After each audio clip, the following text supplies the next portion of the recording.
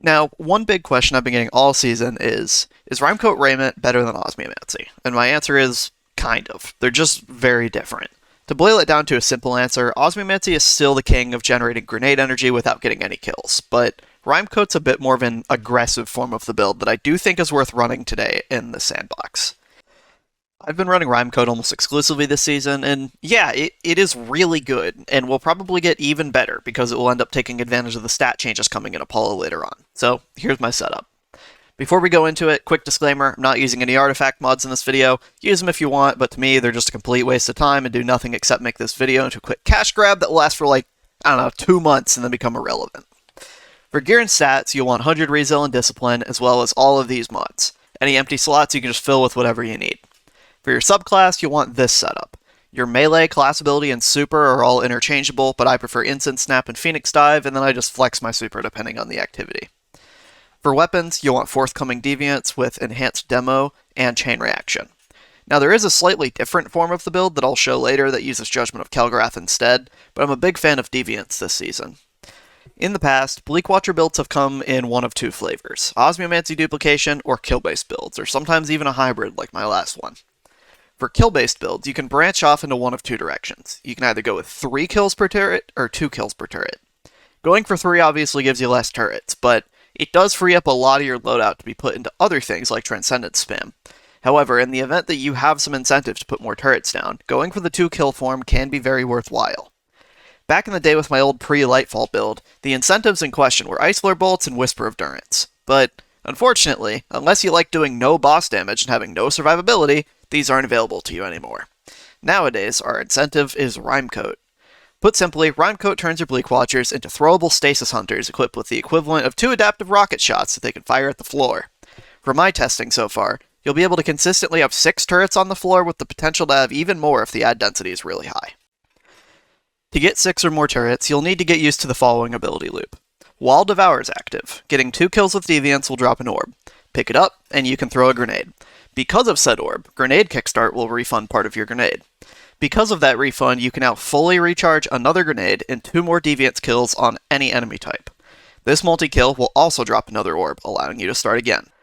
And just to put it out there, Rhimecoat's crystals and shatters will proc Devour for you, but it's a bit inconsistent sometimes. Now, the ability rotation may be very simple on the surface, but there are a lot of techs that you can do with this build. And these techs aren't your typical tricks that you do with Osmiomancy, like duplicating grenade energy. They're more like grenade energy accounting, knowing exactly what actions will give you what, and also dealing with a very, very annoying bug that hasn't even put under the known issues list, among other things. To start off with, what do I actually mean by what actions giving what? Among your ability energy sources, one of them actually adjusts based on the enemy type you kill, which is Devour. Devour will give significantly more energy for killing bigger targets than smaller ones.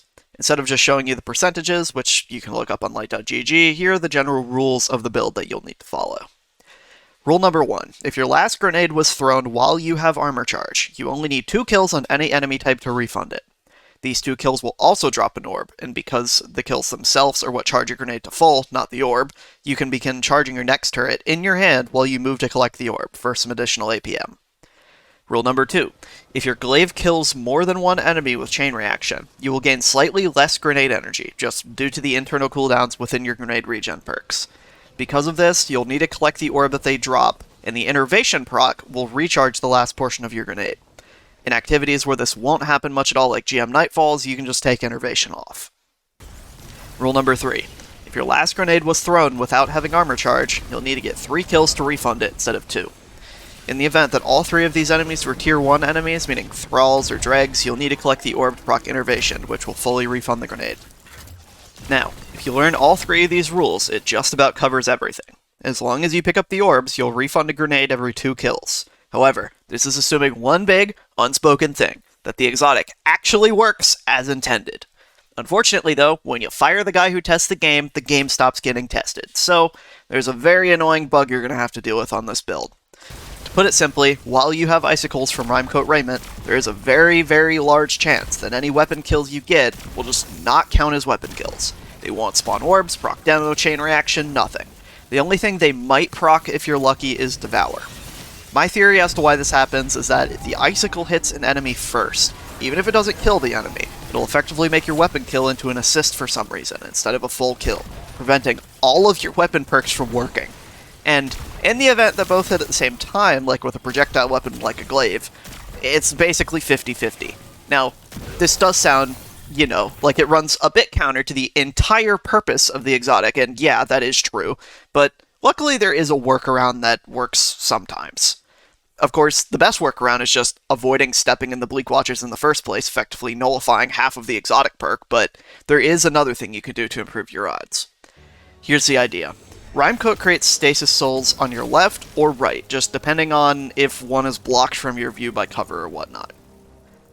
These icicles fire out towards the center of your screen, but they have an angled trajectory since they're fired from the side. If you can find a way to fire your weapon such that the glaive projectile grazes the enemy and the icicle flies past them instead of hitting them, you should theoretically be able to bypass the bug, in the event that I'm right about it being tied to the icicle stealing your kill. Now, upon first testing, it seems like it helps a bit, but I'm still going to model it anyway because it's not quite the most consistent thing, and I'd like to get some more concrete numbers on how everything actually acts in reality. So, here's what I'm assuming for the model. We'll assume that the icicle's max range is a constant, before they disappear automatically. Also, we'll assume that the trajectory of the icicle goes from the stasis soul to a point at the max range of the icicle, whose direction is the same as your crosshair. To start off with, let's define the positions of all the things we have here. We're just going to pin the player at the origin to make things simple, and we'll define two variables which will act as the distance and angle of the stasis soul around the player. Then, we'll define the position of the enemy, as well as a radius around it, which will serve as the hitbox. So, here's my idea. The variable that we want to analyze is, given some enemy range and hitbox radius, how far to the left or the right of the center of the enemy do I need to aim in order to get the glaive to hit them and the icicle to pass on by? We'll call this variable the offset. To find which values of the offset are valid, we need to find values of the offset which match up with a certain set of equations. This set essentially just requires that the glaive's trajectory collide with the hitbox and the icicle not collide, since those are the conditions that allow you to bypass the bug. So, let's set up the equations. One of them just says that the glaive trajectory has to impact the hitbox, or in other words, you need to be able to set the glaive trajectory line equal to the equation for the hitbox of the enemy, and there has to be at least one real-valued solution. Once we set these up, we need to find values of the offset that satisfy those conditions. So, to fully construct both equations, we need a couple of things. The hitbox equation is easy. The equation of a circle is just x minus a squared plus y minus b squared equals r squared, where a comma b is the center of the circle and r is the radius. The trajectories of the lines are a bit trickier. What we need to do to find these is to find a point that you want to hit with your shot, and then find the line that passes through both you and the desired impact point. To find said desired impact point, we need to find the line perpendicular to your line of vision, centered on the enemy. The impact point will be a point along that line that's the offset distance away from the enemy point. Think of it like you're kind of firing at a plane that the enemy is inside of, and you're firing somewhere to the left or to the right of it. Mathematically, we just need to find solutions to this system of equations. These two equations will only cross when a point is on the perpendicular line, and if said point is also exactly 0 meters away. Now, I'm not going to go through this whole solution process because it's just a system of equations, and also because the end result looks like this and would just be me rearranging things for 5 minutes. By solving the system, we end up with the point at 0 meters away on the perpendicular line. Now, to find the offset glaive trajectory, we need to construct the line going through the origin to our offset point. For the icicle, we need to construct the line going through the stasis soul and a point at the max distance of the icicle, which is also on the glaive trajectory since that's aligned with the crosshair. The icicle will fly a certain distance before vanishing. We're assuming about 50 meters. Thus, the target point along the icicle trajectory will be about 50 meters from the stasis soul. This means that the target point along the glaive trajectory will be about 50 times sine of pi minus I sub a, where I sub a is the angle of the stasis soul with the x-axis in radians. So, we have the stasis soul point, we just need the hit point at that amount of meters along the glaive trajectory. And how fun, this means we get to do another quadratic system of equations, this time with the distance formula at 50 sine pi minus I sub a, and our glaive trajectory line. Once solved, it's yet again just a bunch of rearrangement until you get this thing. So now, we have our offset icicle and glaive trajectories, and now we need to find values of the offset that make it so that the glaive trajectory intersects our hitbox at least once, and the icicle trajectory does not intersect it. Now, given that these two final systems of equations will definitely include a square root and thus be quadratic, because one of the equations is just a hitbox, which is a circle, I'm just going to use a fun little trick called the discriminant. You see, in the quadratic formula, the piece of the formula that dictates whether or not the solutions will be imaginary is this little bit in the square root. Quadratic equations will always have two solutions, but sometimes these two solutions may be the same number, or sometimes they might be imaginary or complex. So, the discriminant should be able to tell us if our solutions are going to be real or imaginary. In the event that we have an imaginary solution, it's the equivalent of no solution, because we're modeling the stuff in real space. In the event that we have real solutions, it means that there does exist a solution in real space. In other words, if this little bit inside the square root is overall positive, we have real solutions, since the square root of a positive number is real. And on the flip side, if it's negative, we have imaginary solutions. So, we can solve each of these trajectory systems down until we get a quadratic, and then just say, for the glaive one, is the discriminant greater than or equal to 0? And for the icicle one, is it less than or equal to 0? Then, we could just rearrange to solve for O, and find the allowed values of the offset variable that give in all the rest. In other words, we'll be able to get a sense of at what ranges do you have the most leeway in avoiding the bug, given that you aim to the side of the enemy that the stasis soul is on. Once graphed, the inequalities look like this. The overlap area are the values of the overlap allowed to exist in order to bypass the bug. For analysis, I'm going to look at these overlaps at 10 to 50 meters with 10 meter intervals. And as you can see, you always want to try and shoot for the closest enemy. This region of allowed offset is the area you need to shoot at, and it gets smaller as the range goes up. At 5 and 10 meters, which are probably the most likely ranges to use a glaive shot in, you need to aim for roughly the outermost 15 to 20% of the enemy in order to bypass the bug. Once you get out to 20 meters or so, though, it gets a bit shifty. You really have to hit as far outside as possible, and it can go down to as low as about 3 to 5% of the hitbox. So, the TLDR on trying to bypass the Rhimecoat bug. Whatever side your stasis soul is on, fire at the outermost point of the enemy on the side of the soul. So, if my soul is on the right, I want to fire as far to the right as possible while still hitting them with my glaive. At 5 to 10 meters, the usual engagement distance with an enemy while using a glaive, you'll need to hit roughly the rightmost 15 to 20% of an enemy to bypass the bug. Now, what other kind of stuff can you do with Rhimecoat? And ultimately, the answer is, use it as a bomb. Rhimecoat does create the icicles, but in my opinion, its biggest strength is the ability to insta-freeze on impact and create 4 additional shatters. These shatters can proc devour, give grenade energy through facet of balance, and whatnot. Now, the damage the crystals do will depend a lot on how close the enemy is to the center of the crystals, how big they are, etc. But, in general, it's roughly around the same as an adaptive frame rocket shot with no perks, give or take a little. Because of this, you can pretty reliably use it to just straight up murder groups of enemies. When placing your turrets, you'll want to do one of two things. If you're primarily focused on ad clear, you probably want to be dropping these turrets so they're mostly spread out.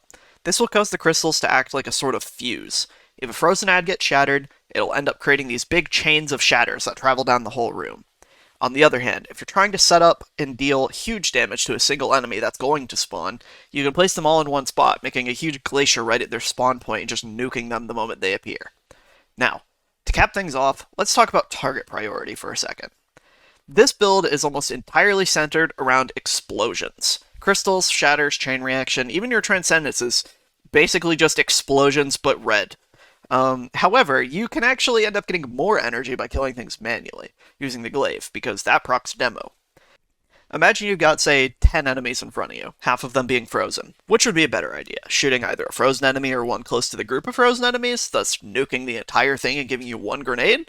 Or would you rather shoot at the furthest two first, get a turret, shoot the next furthest two, get another turret, and then finally clean up the rest of the frozen guys, getting a third turret? And ultimately, it depends on the situation. Maybe turrets aren't your goal right now, maybe everything just needs to die. And this is all suffice to say, think before you act. Think about your situation, and try to predict what your actions will actually do. If I see a couple enemies at a distance, and a bunch of frozen enemies up close, which ones do I shoot?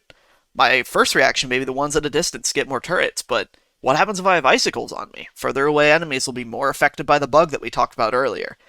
And my offset region might only be like 3 or 5% of the enemy hitbox, meaning that we're going to have a really tough time getting a full grenade out of them. It's all just going to be down to practice, programming yourself to recognize which side the soul is on, and knowing that if it's there, you'll want to limit yourself to close range, and if said enemies are frozen, know that 2 kills might not be enough to give you an orb and keep the engine running, since the shatters will steal the rest of the kills that would normally be counted as glaive chain reaction kills. Of course, it's fine to cause a giant shatter chain to get only 1 grenade for groups of enemies, just use your better judgment, look at the situation, know what you want, and know what actions are going to give that to you. The name of the game here is actions per minute, and I built this entire build to focus around that. As an example, the old version of this build used Judgment of Kelgarath without Grenade Kickstart. Kelgarath can roll Enhanced Demo and Wellspring, which, in combination with Devour, could give you a turret from any combination of 2 kills, except if that one was a Tier 1 enemy, like a Thrall. So, I fixed that by using Innervation. However, it was a bit slow. My actions were basically kill 2 enemies, run to pick up the orb, and then start charging your grenade. However, I discovered that with Deviance and Grenade Kickstart, I could change the order of those actions to kill 2 enemies, then start charging my grenade, and while I did that, I could pick up the orb. The swap from performing actions in sequence to performing them concurrently was the big kicker that made this build feel really good to use.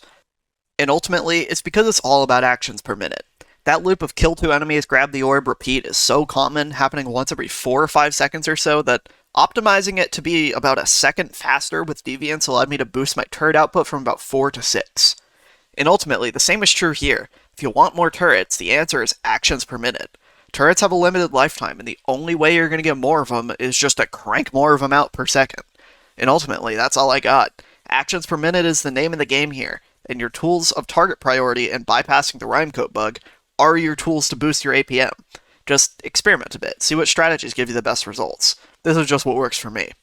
Have fun with it, and if you got any questions, feel free to @ me in the Discord in the description.